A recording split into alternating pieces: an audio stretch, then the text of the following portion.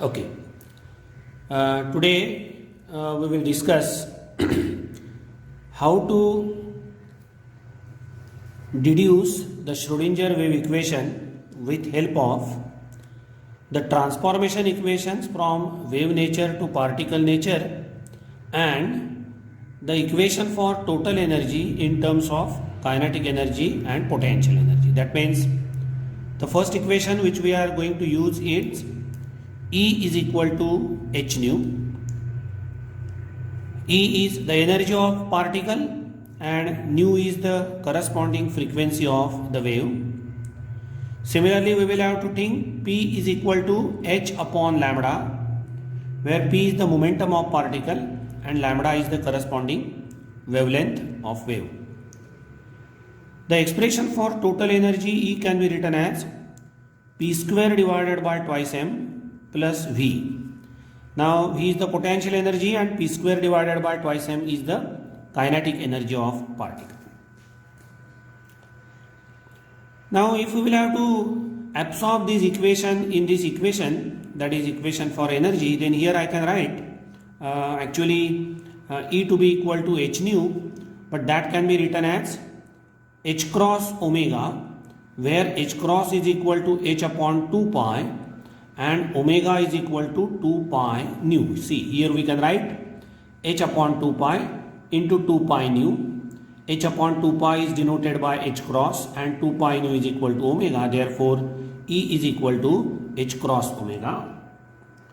Similarly, we are aware about P to be equal to h upon lambda, but that can be written as h cross k. Again I can write h cross is equal to h upon 2 pi. It is another constant.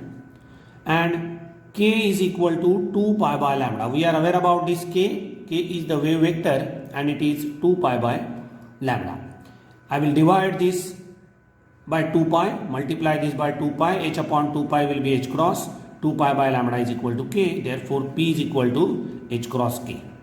And hence, this equation becomes, it is h cross omega is equal to h cross square k square divided by 2m plus v. Okay, this is the equation of energy, that is total energy is equal to kinetic energy plus potential energy. This is in terms of particle parameters, that is energy and momentum, whereas the same expression is in terms of the wave parameters, that is omega and k. Okay.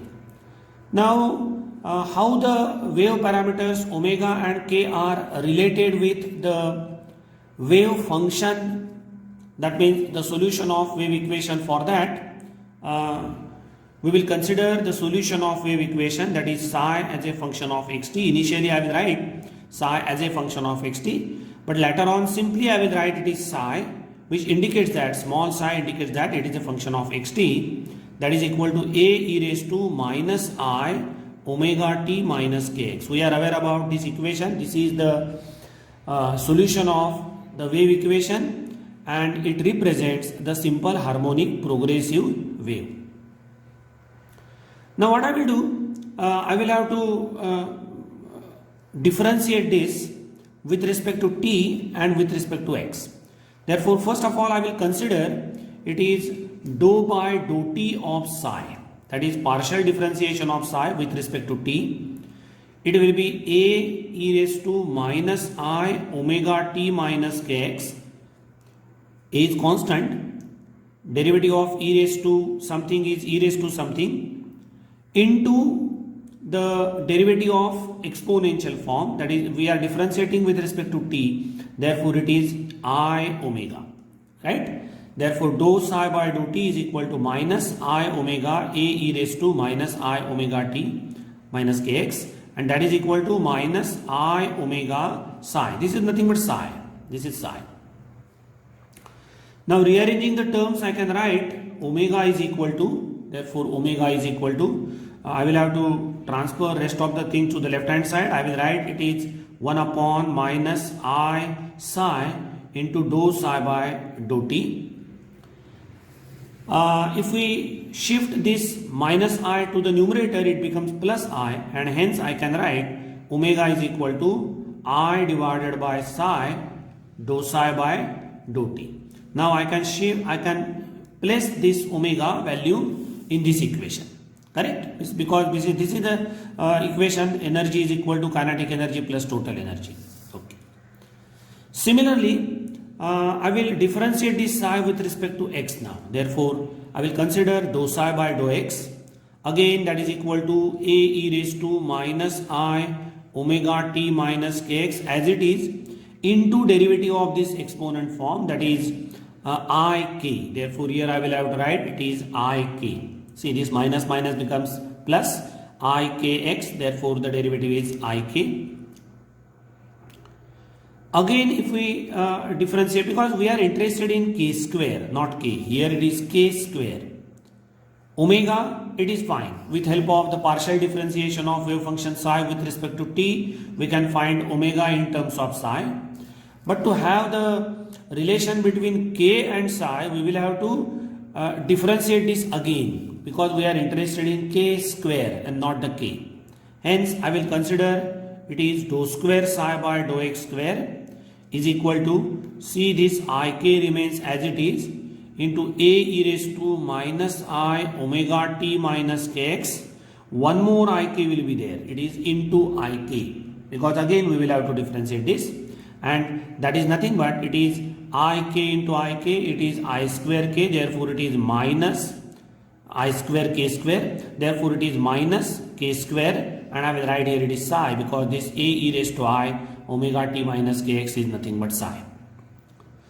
Now, rearranging the terms, I can write it is k square is equal to this minus 1 upon psi into dou square psi by dou x square.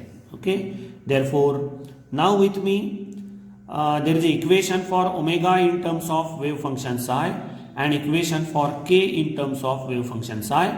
Now what I will have to do? I will have to substitute this in h cross omega is equal to h cross square k square divided by 2m plus v. Okay.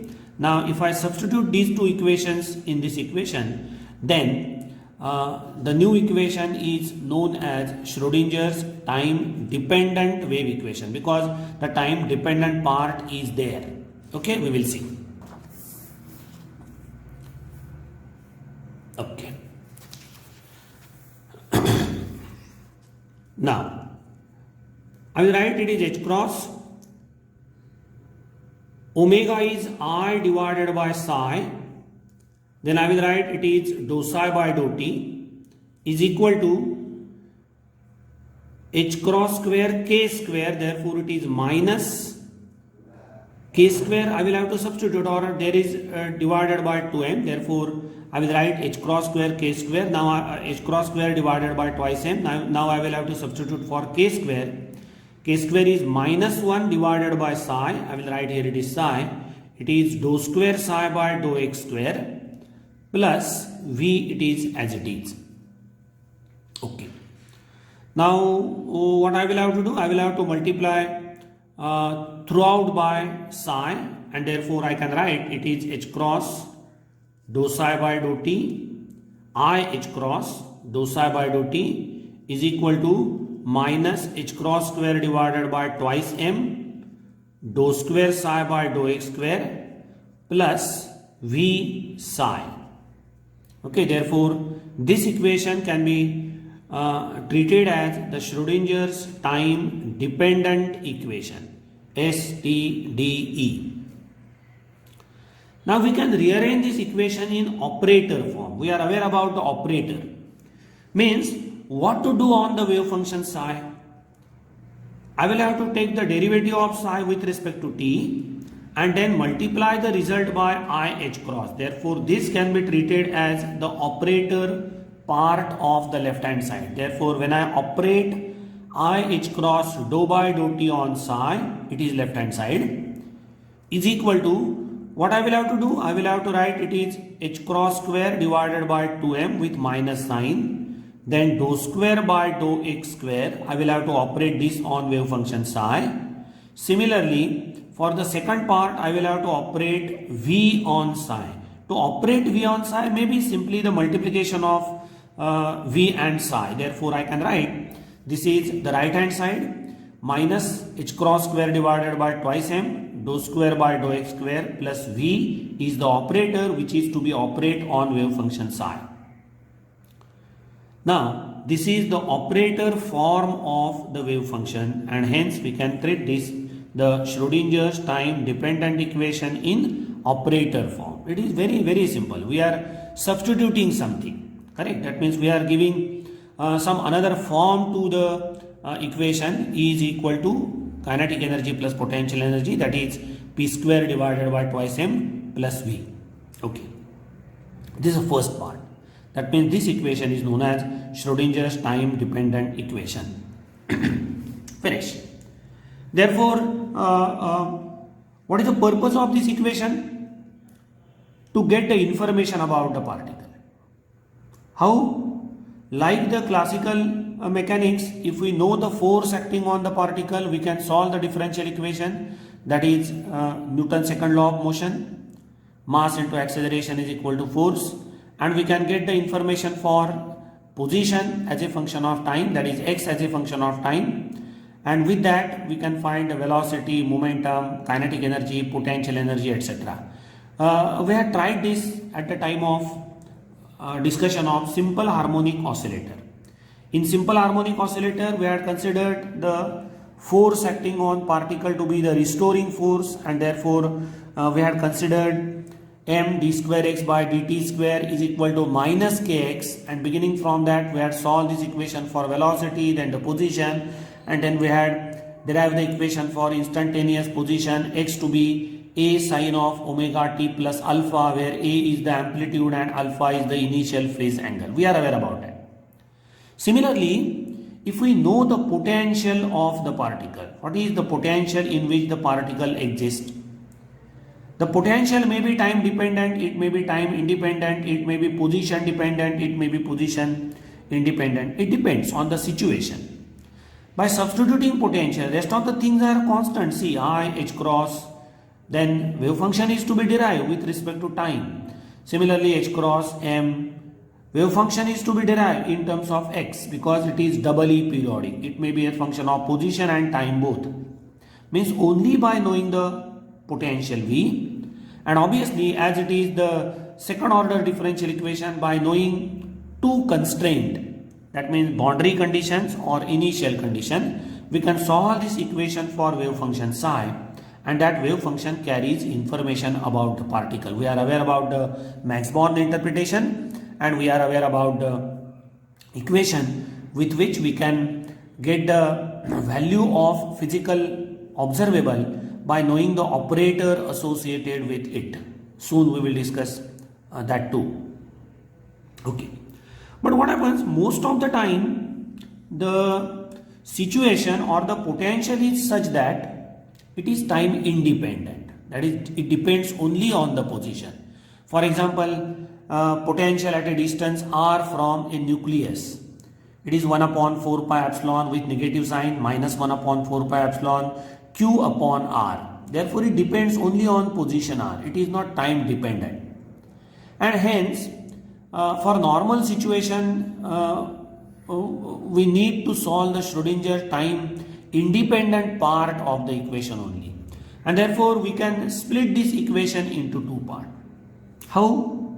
For that, with help of Schrodinger's time dependent equation, and with one assumption that V is the function of x only, therefore V is not the function of x and t. It is not the function of x and t, it is simply the function of x. This is our first assumption.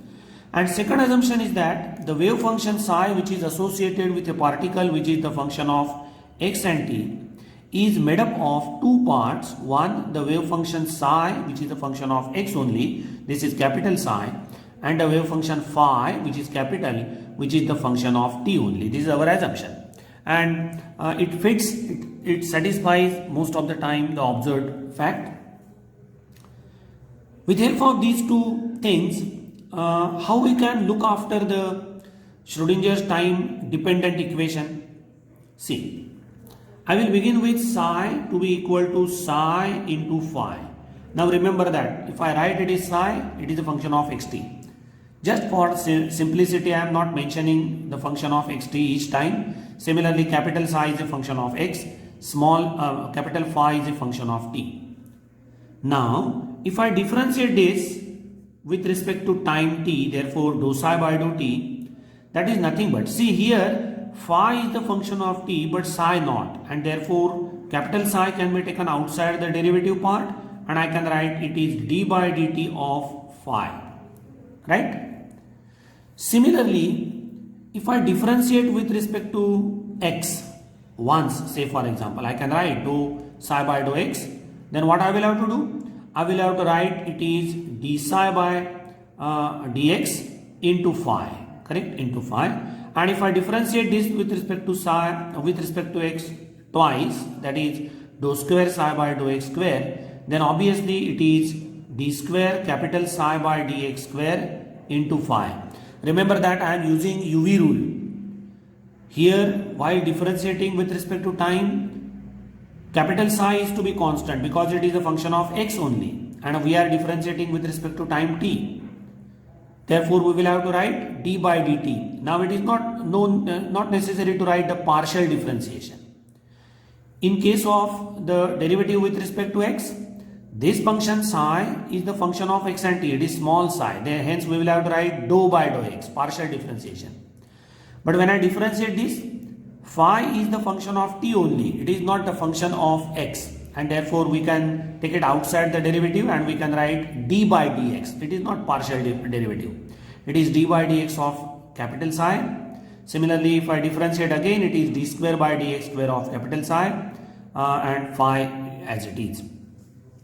Now what we will have to do? We will have to substitute these two equations, this equation and this equation, in the Schrodinger time dependent equation, that is I h cross dou psi by dou t is equal to minus h cross square divided by twice m dou square psi by dou x square plus v of psi. Therefore, I will have to substitute these two equations in this equation. Okay, we will do the needful. Therefore I can write it is I h cross, then what I will have to write, it is capital psi d phi by dt is equal to minus h cross square divided by twice m. I will have to write it is d square phi by dx square, d square psi by dx square into phi plus v psi phi. Okay. Now what I will do? I will divide throughout by psi. Therefore, dividing throughout by psi phi. Okay, that is psi. It will be I h cross.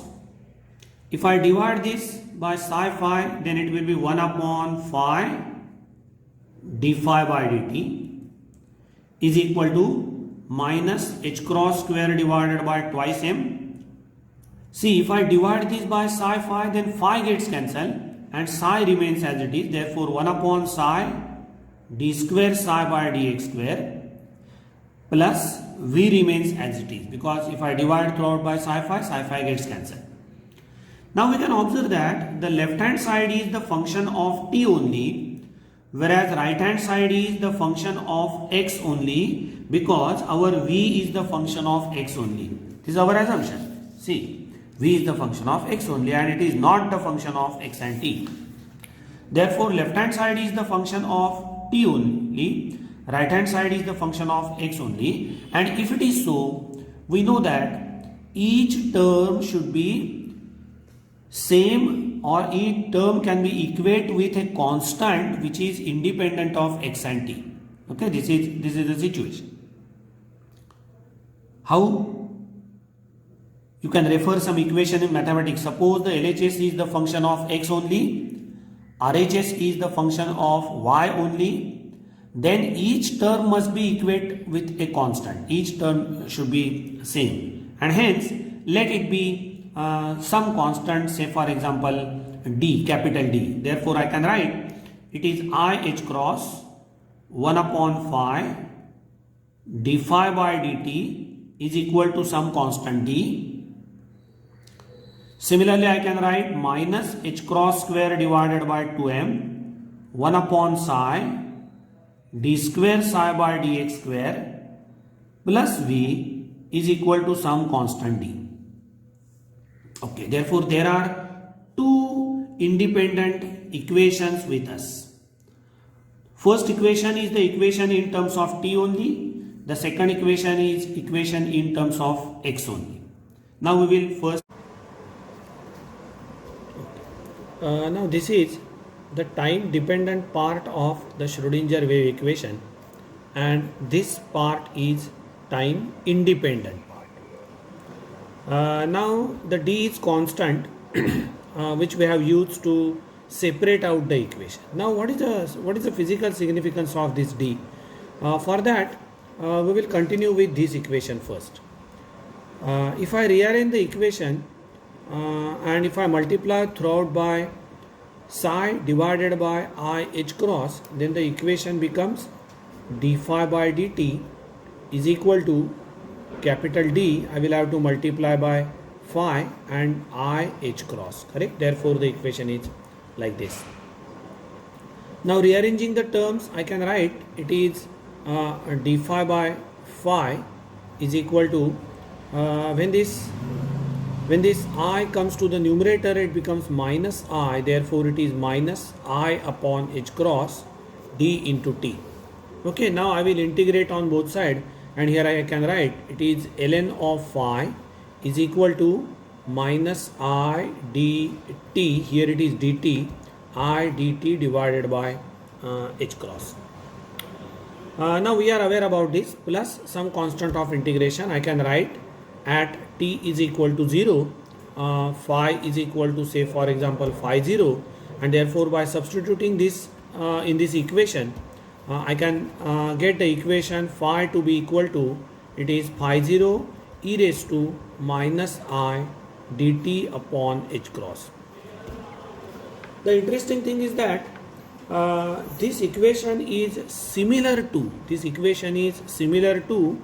a e raised to minus I omega t, and therefore we can say that the dimensions of omega and the dimensions of d divided by h cross must be same, and therefore I can write omega is equivalent to d divided by h cross.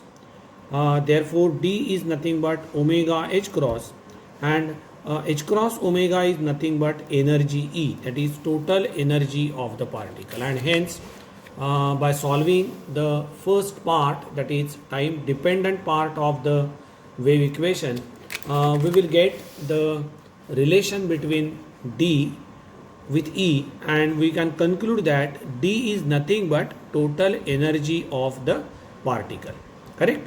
Therefore I can substitute the value for D in the time independent part of the equation, and I can write it is minus h cross square divided by 2m 1 upon psi, then it is d square psi by dx square plus v is equal to E. And now you will observe that except the potential, everything is known to us. This is E. Previously there was D, that is unknown constant. It was a constant, but it was not known to us, and therefore we could not use that equation as a time independent form of an equation. But now we can say that this equation can be treated as Schrodinger's time independent wave equation. There is no time dependency in it, in this equation. Again, it is sufficient. We can say that this is the Schrodinger's time independent equation, but it is not in standard form. To bring it in standard form, what we will have to do? I will multiply throughout by psi, and I can write it is minus h cross square divided by 2m, then it is d square by dx square psi plus v of psi is equal to E of psi.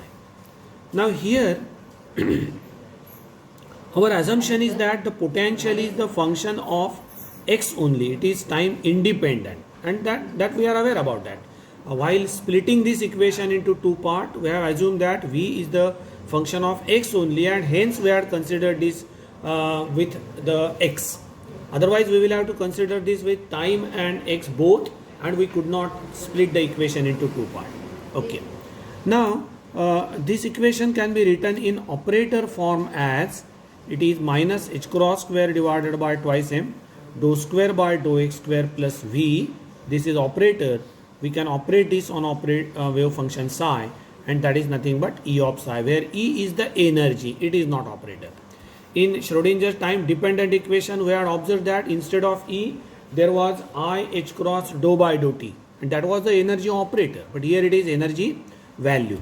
Now this operator, that is minus h cross square divided by twice m d square by dx square plus v, is known as Hamiltonian operator. It is known as Hamiltonian operator, and hence we can write it is h of psi is equal to E of psi. This equation is known as eigenvalue equation, where this is eigen operator, psi is the eigen function, and E is the eigenvalue. Now this equation is very important. By knowing the potential V in operator form, this is important, we can solve this equation to get the value of wave function psi as well as to get the value of eigenvalue, that is energy value. Okay. Now again with a simplification, if I consider all the terms to the left hand side and if I multiply throughout by minus twice m upon h cross square, then I can rearrange the equation as d square by dx square of psi, that is d square psi by dx square, plus twice m upon h cross square, it is E minus v psi is equal to 0. This is one standard form of equation. We are aware about such type of equation, that is d square y by dx square plus omega square y is equal to 0. Therefore this is equivalent to omega square, and this is one more standard form of Schrodinger's time independent equation. And now I can say that this is Schrodinger's time independent equation for the particle under influence of potential V, and we can solve this equation for psi. Therefore now what is the general steps to look at the problem?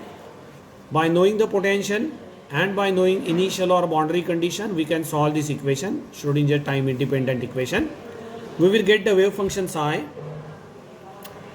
We are aware about the time dependent part of the wave function, that is phi is equal to some constant e raised to minus I omega t, and hence we can write the general solution, that is psi as a function of xt, that is equal to phi, which will be the function of x only, into a e raised to minus I omega t, and this can be treated as the general solution of Schrodinger's time dependent equation. That means in case of the particle under influence of time independent potential, we will have to solve this equation for psi as a function of x only, and then by multiplying e raised to minus I omega t, we will get the wave function, complete wave function, that is psi as a function of xt.